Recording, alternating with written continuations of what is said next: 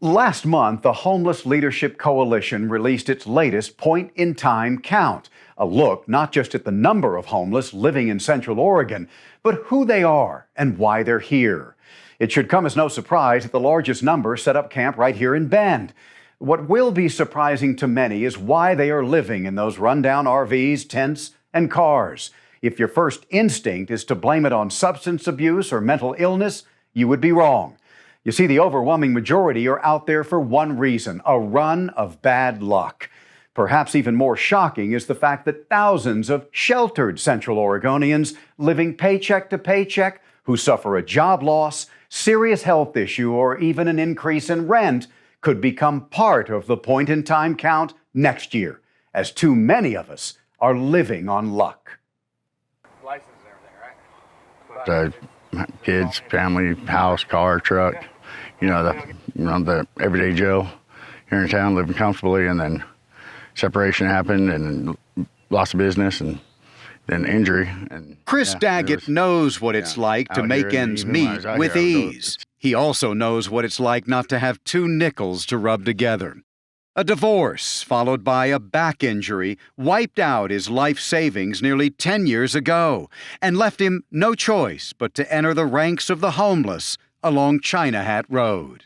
Every day I didn't want to be out here. I wanted the look we get when we go into town or meet anybody and they find out you're living out here is just, it's not a good feeling.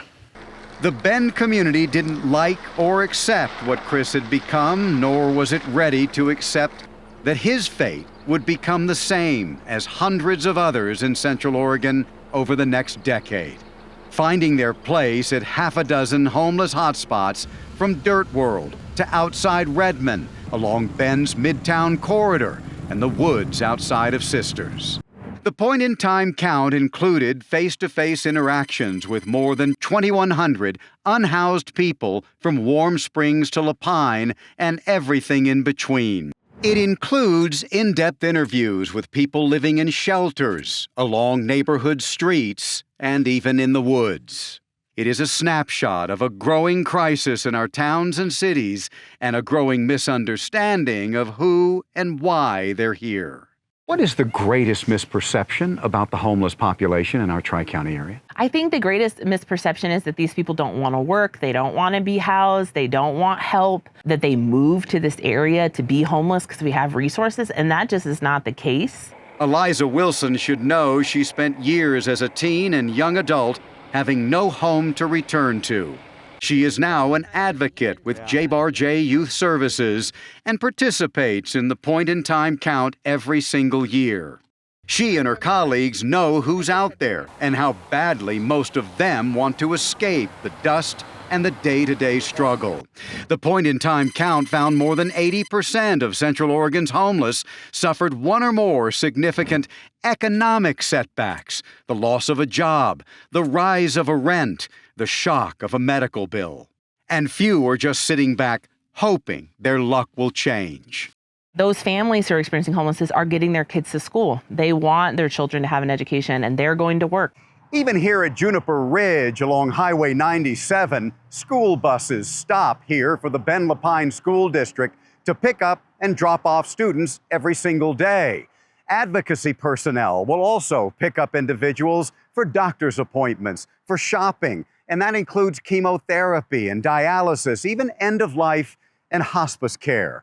And all of this has given rise to the idea that because Central Oregon has been so good at assisting the homeless, that the floodgates have opened and more continue to come here. There has always been this idea that because many here in Central Oregon have lent a helping hand to the homeless, that more homeless have flooded into the area to take advantage of our charity. Truth is, 60% of the homeless have lived in Central Oregon for 10 years or more, some for their entire lives. Only 6% will tell you they arrived here in the last year. These are just our neighbors.